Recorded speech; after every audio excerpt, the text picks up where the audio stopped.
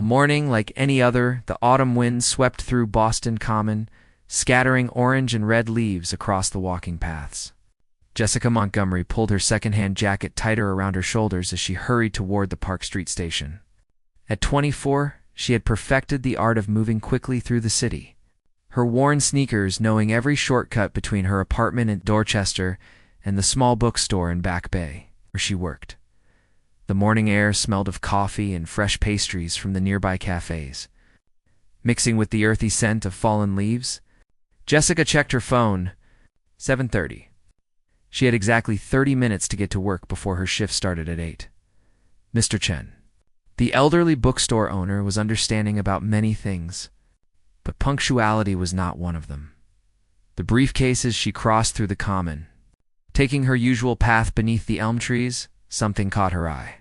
A sleek black leather briefcase sat propped against a bench, looking completely out of place among the morning joggers and dog walkers. The leather gleamed in the early sunlight, expensive and pristine. Jessica slowed her pace, glancing around. The park was relatively empty at this hour. A few people walked their dogs in the distance. A homeless man slept on a bench 50 feet away. But no one seemed to be looking for anything. She approached the briefcase cautiously. Maybe someone just forgot it. Maybe they would come back any moment. Jessica waited for a full minute, watching the paths in all directions. Nothing. Nobody came running back. Panicked about their lost item, her nursing student instincts kicked in. What if it contains medical supplies? Important documents? Medication someone desperately needs? She knew she should just call the police. But what if the owner was nearby, frantically searching? The discovery that changed everything with trembling hands? Jessica knelt beside the briefcase. The clasps were unlocked, hanging slightly open, as if someone had closed it in a hurry. She opened it just enough to peek inside, hoping to find an ID or business card. What she saw made her heart stop. Money, stacks and stacks of cash, neatly bundled in $100 bills.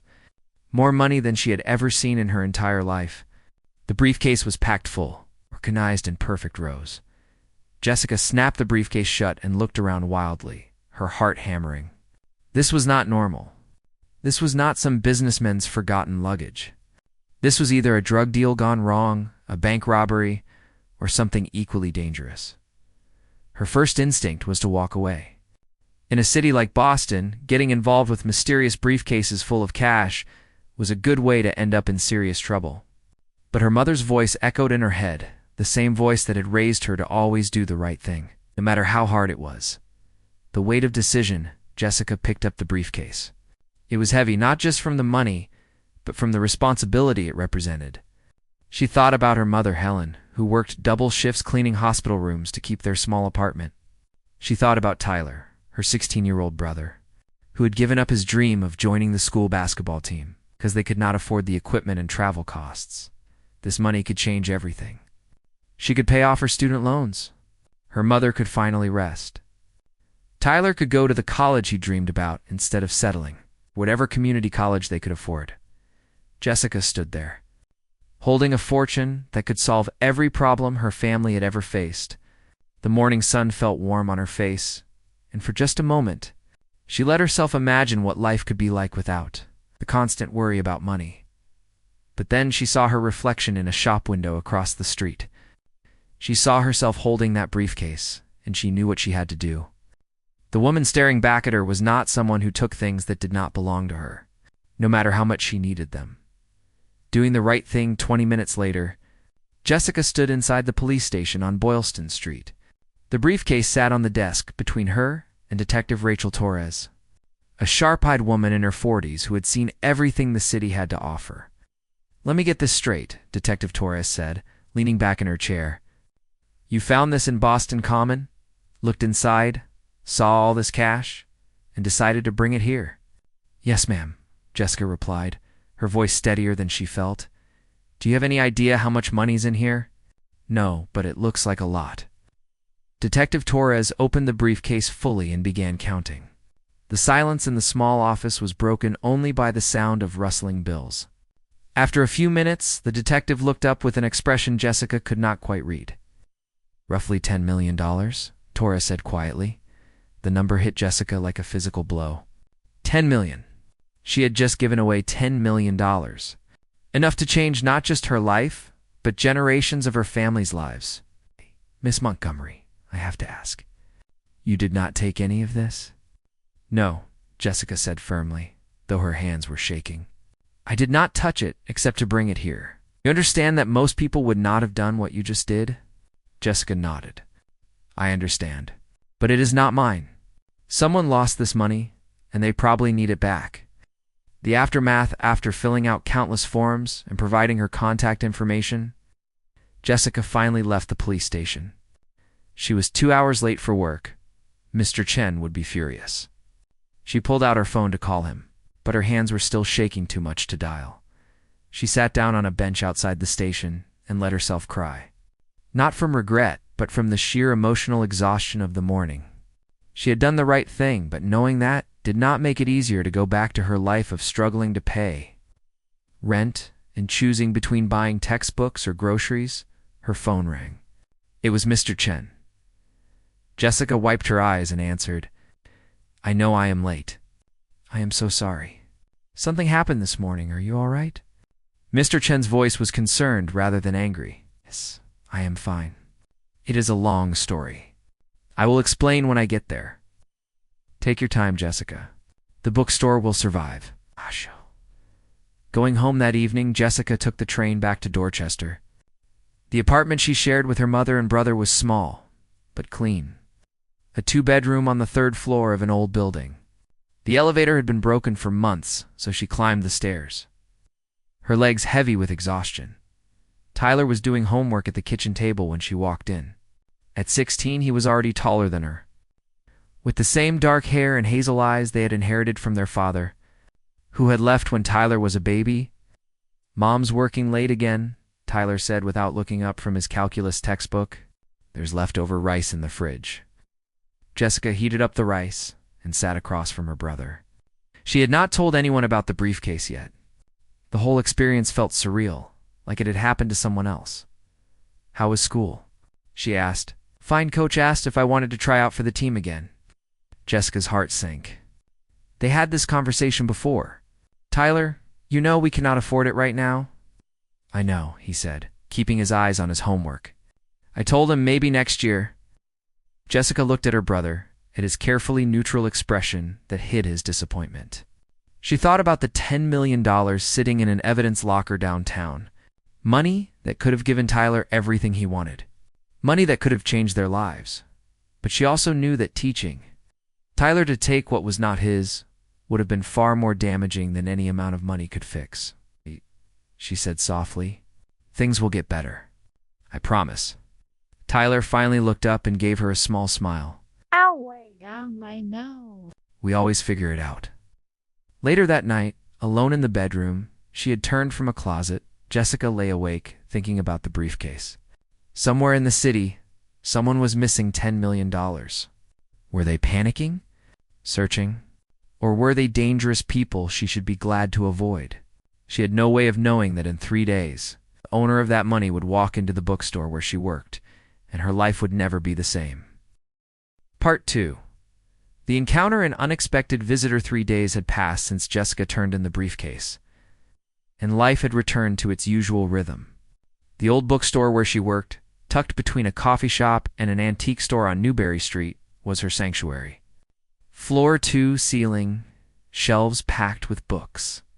The smell of aged paper and leather bindings, and the quiet hum of classical music from Mr. Chen's vintage radio made it feel like a refuge from the chaotic city outside. It was Thursday morning, and Jessica was reorganizing the fiction section when the bell above the door chimed. She looked up from her ladder perch and froze. The man who entered was unlike their typical customers. He wore a perfectly tailored charcoal suit that probably cost more than Jessica made in 6 months. His dark hair was styled with casual precision, and he moved with the confidence of someone who had never questioned his place in the world. But it was his eyes that caught her attention, intense and searching, as if he was looking for something specific. He was probably in his early 30s, tall and lean, with the kind of presence that made people turn and look. Several customers did exactly that as he walked through the store. heading directly toward the information desk where Mr. Chen stood sorting through orders. "Good morning," the man said, his voice deep and polished. "I am looking for Jessica Montgomery. I was told she works here." Jessica nearly fell off the ladder. Mr. Chen glanced up at her with raised eyebrows, then back at the stranger. "May I ask who is looking for her?" Mr. Chen asked protectively. He had known Jessica since she was a teenager and treated her like a granddaughter. "My name is Nathaniel Blake. The police gave me her contact information. I need to thank her personally for something she did." Jessica climbed down from the ladder, her heart pounding. She knew who Nathaniel Blake was. Everyone in Boston did. He was the tech billionaire who had made his fortune creating software that revolutionized online security. At 32, he was one of the youngest self-made billionaires in the country, constantly featured in business magazines and society pages. And apparently, she had found his $10 million. "The man behind the money, I am Jessica," she said, walking toward him while wiping her dusty hands on her jeans. She was acutely aware of her bargain store sweater and the fact that she probably had book dust in her hair. Nathaniel turned to face her, and something in his expression softened. He extended his hand. "Miss Montgomery, thank you for agreeing to speak with me." His handshake was firm, but not aggressive. His hand was warm, smooth, the hand of someone who had never done manual labor. "Mr. Blake," she replied, trying to keep her voice steady. "I assume this is about the briefcase." "It is." "Could we speak somewhere private?" Mr. Chen gestured toward the small office in the back. "You can use my office. I will watch the store." Once they were alone in the cluttered office, surrounded by stacks of invoices and book catalogs, Nathaniel seemed to really see her for the first time. Jessica felt exposed under his gaze, as if he was analyzing everything about her. "The police told me what you did," he began, leaning against Mr. Chen's desk. "You found a briefcase with $10 million in cash, and you turned it in without taking a single bill. Do you have any idea how rare that is?" "I did what anyone should do," Jessica replied, though her voice wavered slightly. "It was not mine. I have to confess something," Nathaniel said, running a hand through his hair in a gesture that made him seem suddenly more human. "When Detective Torres first told me, I did not believe her. I thought maybe you had taken some of it and turned in the rest to cover yourself, so I had my people investigate you." Jessica stiffened. "You investigated me? I know how that sounds, and I apologize. But I needed to understand who you are." He paused, his dark eyes intense. "I know you are a 24-year-old college student studying education at Boston University. I know you work here 30 hours a week and take classes at night. I know your mother works as a hospital janitor, and your brother is in high school. I know you are barely making ends meet, and yet you turned in enough money to solve every financial problem you have ever had." The invasion of privacy should have made her angry. But instead, Jessica just felt tired. "Why are you here, Mr. Blake?" "To thank you. And to ask you why." "Why what?" "Why did you do it? And please do not tell me it is what anyone would do, because we both know that is not true." Jessica sat down in Mr. Chen's worn office chair, gathering her thoughts. "My mother raised me to believe that integrity is not about doing the right thing when it is easy or convenient. It is about doing the right thing when it is hard. When it costs you something," she looked up at him, "that money could have changed my life, but it would have changed who I am even more. And I like who I am." Nathaniel stared at her for a long moment, something unreadable crossing his face. "That money was for a business deal. I was meeting investors in Boston Common. 3 men attacked me, took my car, my phone, my wallet. They grabbed the briefcase, but dropped it when they heard sirens. If you had not found it and turned it in, I would have lost everything I had been working toward for the past year. I am glad you got it back," Jessica said simply. "Let me compensate you, please. Name any amount." "No, Miss Montgomery. Please be reasonable. You deserve something for your honesty." "Mr. Blake." Jessica stood up, meeting his eyes directly. "I do not want your money. I did not do it for a reward. If you want to thank me, then just say thank you and leave."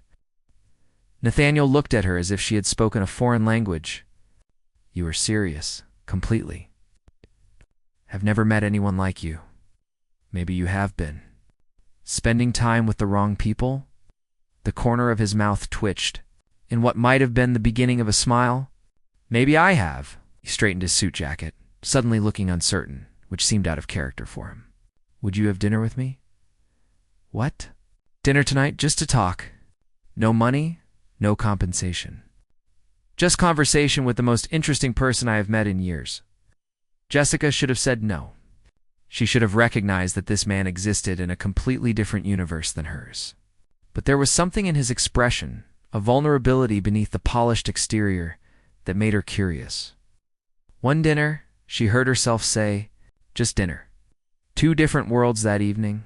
Jessica stood in front of her tiny closet, panic rising in her chest. She had agreed to have dinner with Nathaniel Blake. She had absolutely nothing appropriate to wear. Her mother, Helen, sat on the edge of the bed they shared, watching with amusement. At 48, Helen looked older than her years, her face lined with the evidence of hard work and harder times. But her eyes still sparkled with warmth. Honey, you are overthinking this, Helen said. Just wear your navy dress. The one from graduation. Mom, he's a billionaire. He probably eats at restaurants where the dress code costs more than our rent, and he should have thought about that before asking you out. Len stood and pulled the dress from the closet. You wear this, you be yourself, and if he does not like it, then he is not worth your time anyway. Tyler appeared in the doorway, grinning. My sister is going on a date with Nathaniel Blake. This is insane. It is not a date, Jessica protested, though her blushing betrayed her. It is just a thank you dinner, right? Tyler said, clearly not believing her. Sure it is. An hour later, Jessica stood outside an upscale Italian restaurant in the North End. Feeling completely out of place in her simple navy dress and her mother's borrowed coat, through the window she could see white tablecloths, candles, and well-dressed patrons who all looked like they belonged there. Nathaniel was waiting outside, and he smiled when he saw her. He had changed from his suit into dark jeans and a crisp white button-down shirt, looking more casual, but still impossibly polished. You look beautiful, he said, and the sincerity in his voice made Jessica's nervousness ease slightly. Thank you. You look nice too. The restaurant was intimate and elegant, with soft lighting and a view of the harbor. The host led them to a corner table, and Jessica tried not to stare at the prices on the menu. An appetizer costs what she usually spent on groceries for a week. Order anything you want, Nathaniel said, noticing her hesitation. This is my treat. This place is very fancy. I thought you might like it, but if you would prefer somewhere else, we can go. I should have asked what you like. His concern seemed genuine, and Jessica relaxed a bit. No, this is lovely. I have just never been anywhere like this before. Then I am honored to be here with you for your first time, getting to know each other as the evening progressed. Jessica found herself actually enjoying the conversation. Nathaniel was intelligent and well-spoken, but there was also a loneliness to him that he tried to hide beneath his confidence. Tell me about your family, she asked over the pasta course. Nathaniel's expression tightened almost imperceptibly. What do you want to know? Anything. Everything. You know all about mine already? He smiled ruefully. Fair point. My family is old Boston money. My father, Richard, built his wealth in finance. My mother, Amanda, comes from a family that can trace its roots back to the Mayflower, which she never lets anyone forget. I have a younger brother, Connor, who is actually decent despite our upbringing. You do not sound close to your parents. I am not. They have very specific ideas about how I should live my life, who I should marry, what I should do with my company. When I do not follow their script, they make their disappointment very clear. That must be lonely, Jessica said softly. Nathaniel looked at her with surprise. It is. How did you know? Because I can hear it in your voice. You have everything most people dream of, but you do not have people who really see you, and you think you see me. There was no challenge in his tone, only curiosity. I think I am beginning to... They talked for hours, long after their plates were cleared. Nathaniel told her about building his company from nothing, about the pressure and expectations, about the hollow feeling of success without meaning. Jessica told him about her dreams of becoming a teacher, about wanting to make a difference in children's lives the way her favorite teachers had made a difference in hers. Why teaching? Nathaniel asked. You could do anything, because teachers shape the future. Every successful person had a teacher who believed in them. I want to be that person for someone. You are remarkable, Nathaniel said, and the intensity in his eyes made Jessica's breath catch. I am really not. I am just ordinary. No, he said firmly. There is nothing ordinary about you.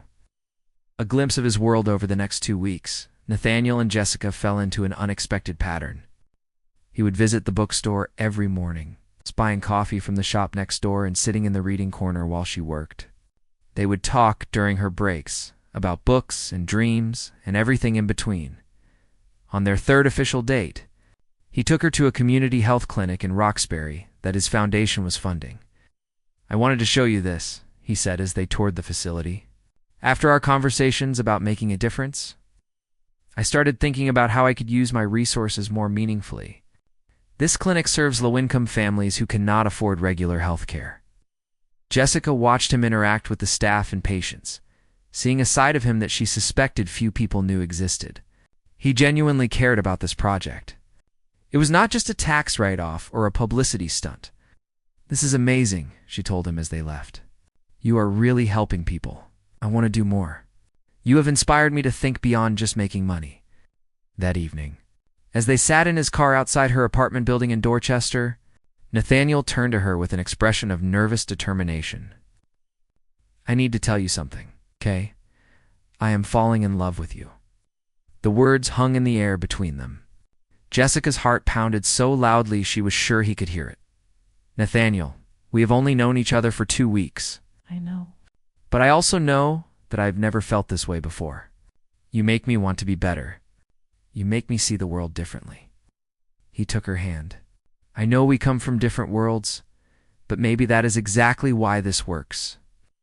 Jessica thought about all the reasons this was a bad idea. The class difference, the media attention he must get, the complications of his wealthy family, but she also thought about how she felt when she was with him, how he made her laugh, how he listened to her like her words actually mattered. I'm falling for you too, she admitted. But I am scared of what? Of your world, of not fitting in, of you realizing I am not what you thought I was. Nathaniel cupped her face in his hands. You are exactly what I need, and my world can adapt. Or I will find a new one. He kissed her then, gentle and sweet. And Jessica let herself believe that maybe, just maybe, this could work. Meeting the family a week later, Nathaniel invited Jessica to dinner with his family. She knew it was important to him, but the invitation filled her with dread. The Blake family estate in Brookline was like something out of a movie. A sprawling mansion with manicured lawns and a circular driveway where a valet took Nathaniel's keys. Jessica felt her anxiety spike as they approached the front door. Remember, Nathaniel said, squeezing her hand. You do not have to impress anyone. Just be yourself. It's easy for him to say. Amanda Blake met them in the foyer, her silver hair perfectly styled, her designer dress understated but clearly expensive. Her smile was polite, but cold as she assessed Jessica from head to toe. Mother, Nathaniel said. This is Jessica Montgomery. Jessica, my mother, Amanda Blake. Mrs. Blake, it is nice to meet you, Jessica said, extending her hand. Amanda's handshake was brief and limp. Charmed. Nathaniel has told us so little about you. Come, everyone is waiting in the drawing room. The drawing room was intimidating. All antiques and art that probably cost more than Jessica's entire apartment building. Richard Blake stood by the fireplace, tall and imposing, with the same dark hair as his son's but streaked with distinguished gray. Connor Blake and his wife Melissa sat on a velvet sofa, looking slightly more welcoming than the elder Blakes. Everyone, this is Jessica, Nathaniel announced. His hand protectively on the small of her back, Connor stood and shook her hand warmly. Great to finally meet you. Nathaniel has not stopped talking about you. It is embarrassing, Nathaniel muttered. But he was smiling. Melissa also greeted her kindly. But Richard simply nodded from his position by the fireplace. And Amanda gestured for everyone to sit. Dinner was an ordeal. The dining room could have seated 20, but the 6 of them sat at one end of a massive mahogany table. Crystal glasses, china plates, and more silverware than Jessica knew what to do with surrounded her place setting. "So, Jessica," Amanda said as the first course was served by silent staff members, "Nathaniel tells us you are a student. What are you studying?" "Education. I want to be an elementary school teacher." "How noble," Amanda said in a tone that suggested it was anything but. "And your family? What do they do?" Jessica felt all eyes on her. "My mother works at Boston General Hospital and my brother is still in high school." "What does your mother do at the hospital?" Richard asked. It was the first time he had spoken directly to her. Jessica lifted her chin. "She is part of the cleaning staff." The silence that followed was deafening. She could see the judgment in their eyes, the confirmation of whatever assumptions they had already made about her. "How interesting," Amanda finally said, her tone making it clear it was not interesting at all. "And your father?" "He is not in the picture." More uncomfortable silence. Connor tried to change the subject, asking about her studies, but the damage was done. For the rest of the meal, Amanda and Richard asked pointed questions designed to highlight every difference between Jessica's world and theirs. Where did she grow up? Dorchester. What neighborhood? The less affluent part? Where did she go to high school? Public school? Did she belong to any clubs?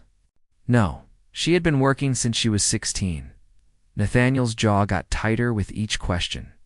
But Jessica placed a hand on his leg under the table, silently telling him it was okay. She could handle this. After dinner, Amanda asked Jessica to join her for coffee in the sitting room while the men talked business. It was not really a request. "Jessica," Amanda said once they were alone, her voice taking on a confidential tone, "you seem like a sweet girl, so I am going to be honest with you. Please do. My son lives in a very specific world. The woman he marries will need to be able to navigate that world. Charity, galas, business dinners, society events. She will be scrutinized by the media and judged by everyone he does business with. Mrs. Blake, Nathaniel and I have only been dating for 3 weeks. Exactly my point. This is moving very fast, and I think you need to consider whether you are truly prepared for what a life with him would entail. You come from a very different background. There is no shame in that, but there would be shame in pretending those differences do not matter." Jessica met the older woman's eyes steadily. "You are right. We do come from different backgrounds. But that does not make me less capable or less worthy of your son's affection." Amanda's expression hardened. "I am trying to save you both from a difficult situation. Nathaniel has responsibilities. He needs someone who understands his world. What he needs," Jessica said firmly, "is someone who sees him as a person, not a bank account or a status symbol. And with all due respect, Mrs. Blake, I think that is what bothers you most. Not that I am not good enough for your world, but that I do not care about your world at all." The older woman's eyes flashed with anger, but before she could respond, Nathaniel appeared in the doorway. "Jessica, are you ready to go?" She had never been more ready for anything in her life.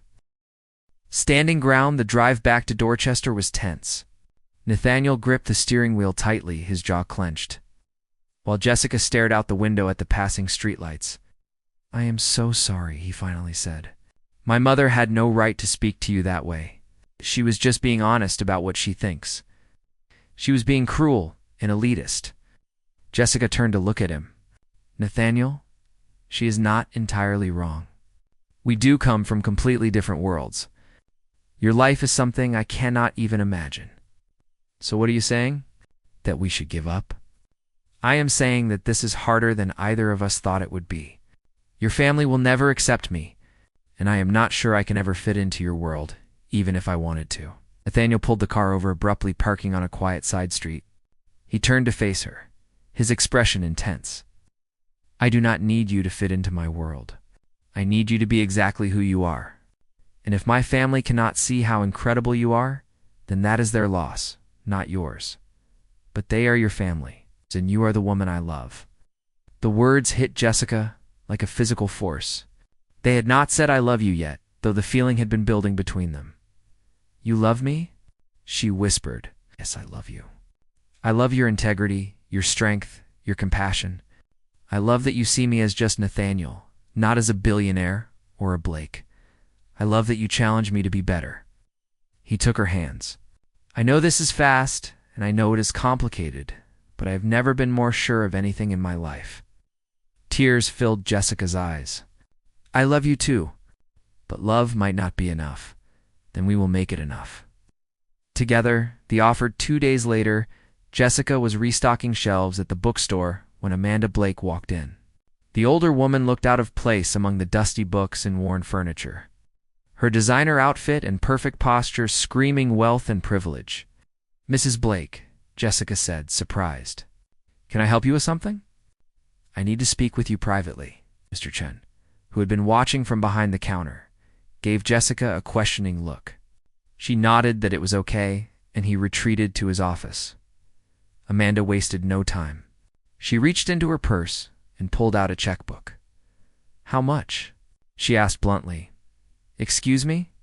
How much money will it take for you to leave my son alone? 50,000. 100,000. Name your price. Jessica felt as if she had been slapped. You think you can buy me off? Everyone has a price, dear. You've turned in $10 million, which shows admirable restraint. But I doubt you would turn down money that is actually being offered to you. Money that could pay for your education, help your family, give you the life you have never had. Get out. Be reasonable, Jessica. You're a smart girl. You know this relationship cannot work.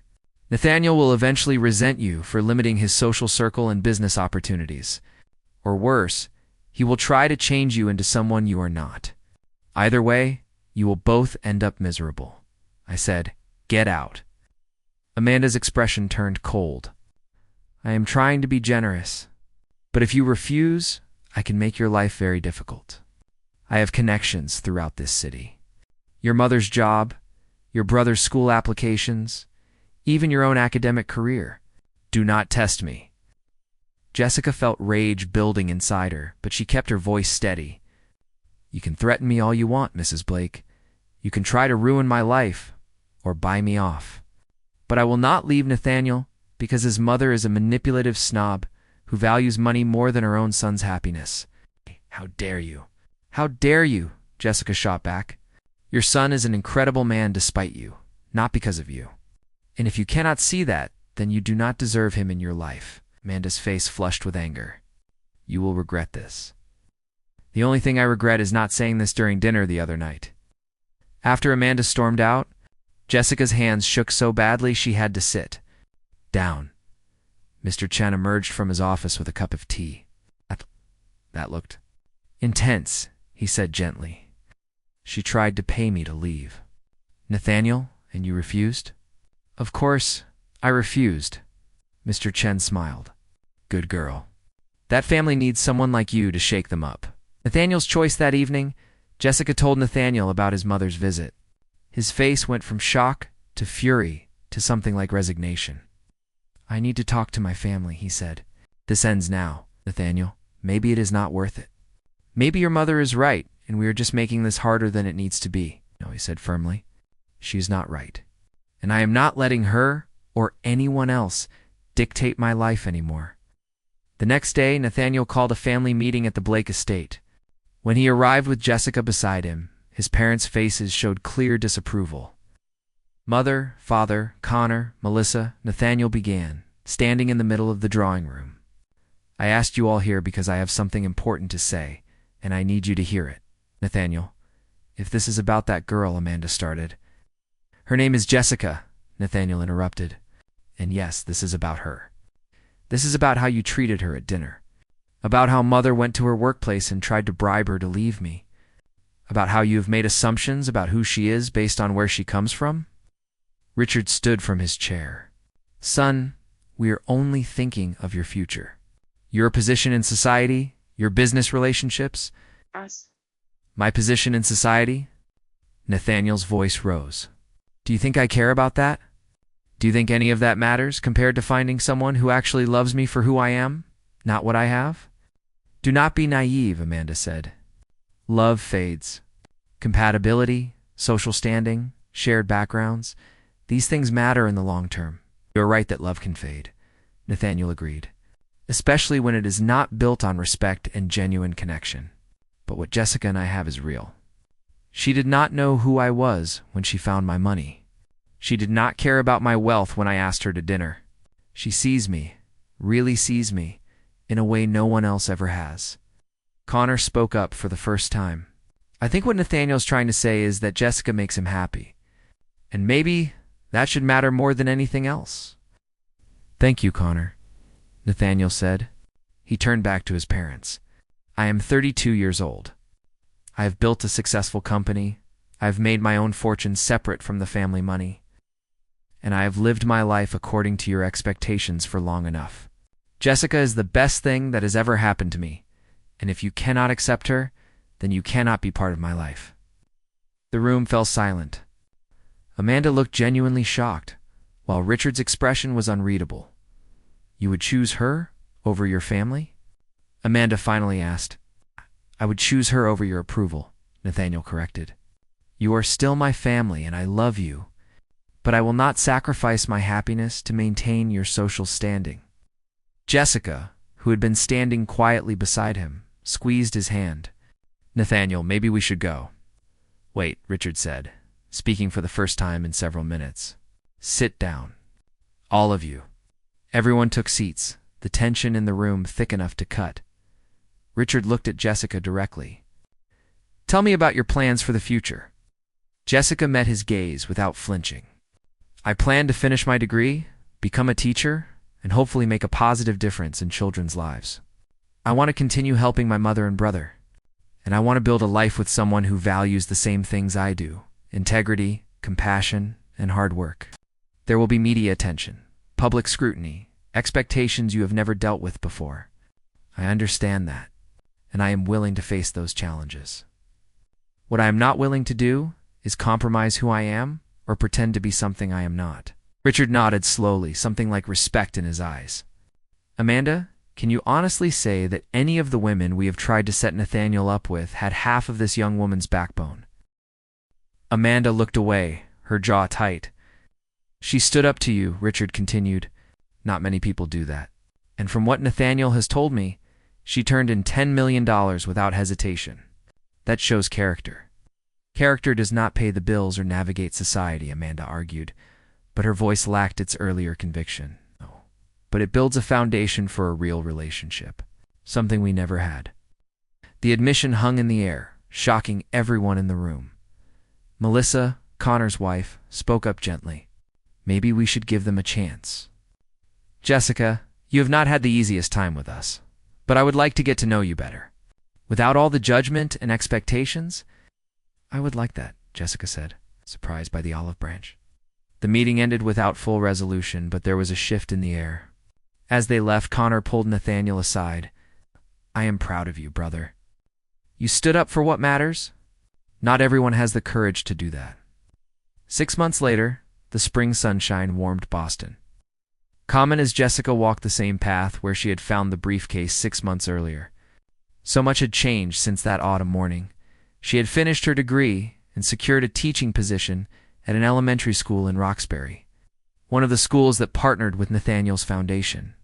Her mother had been able to reduce her hours at the hospital after Nathaniel quietly paid off their apartment mortgage, though Jessica had initially protested the gift.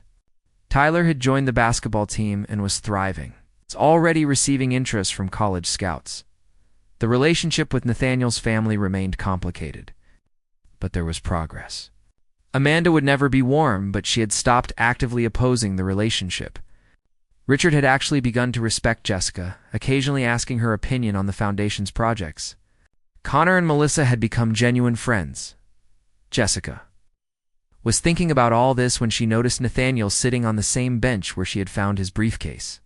He stood when he saw her, and she noticed he looked nervous. Hey, she said, kissing him in greeting. What are you doing here? I thought you had meetings all afternoon. I canceled them. This is more important. What is... Nathaniel took both her hands. Do you remember standing here 6 months ago, making the hardest decision of your life? Of course, you chose integrity over money. You chose to do the right thing, even when it cost you everything you needed. That choice changed both of our lives. Nathaniel, what is this about? He knelt down on one knee, and Jessica's breath caught in her throat. Jessica Montgomery, you are the most extraordinary person I have ever met. You have shown me what real strength looks like, what true character means. You have made me want to be better, do better, live with more purpose. I cannot imagine my life without you in it.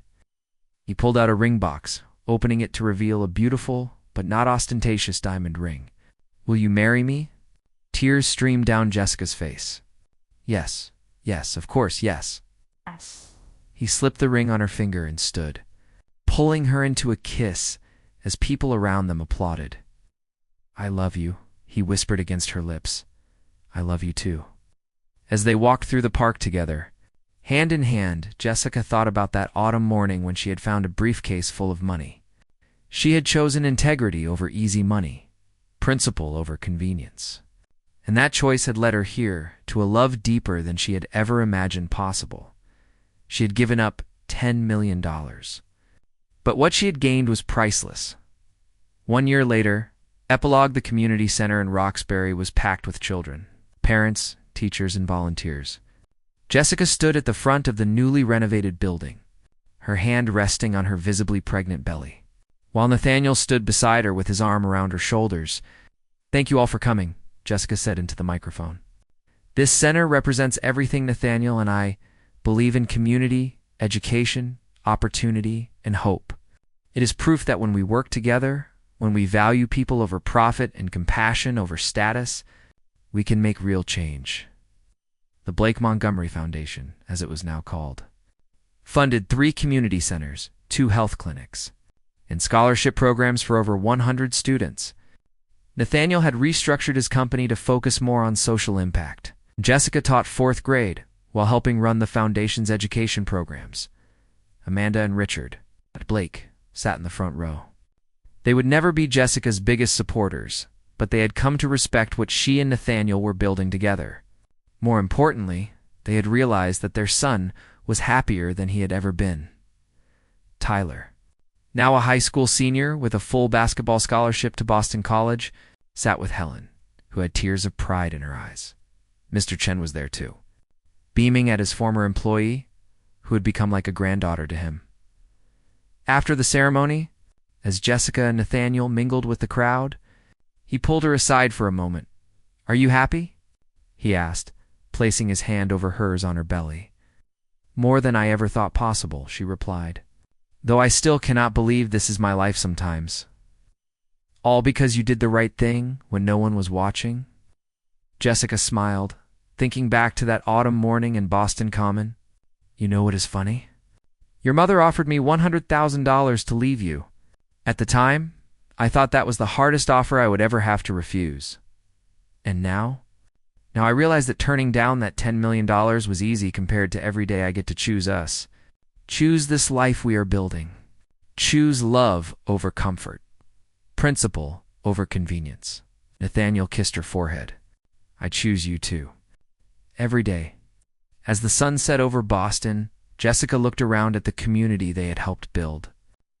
At the children who now had opportunities they might not have had otherwise. At the family they were about to start. She thought about how one choice, one moment of integrity, had changed the entire trajectory of her life. She had returned $10 million, she found. But what the billionaire had said turned out to be true in a way neither of them expected. Not that she belonged to him as property or possession, but that they belonged to each other. 2 people from different worlds who had found something real, something lasting, something worth more than any amount of money. And in the end, that was worth everything.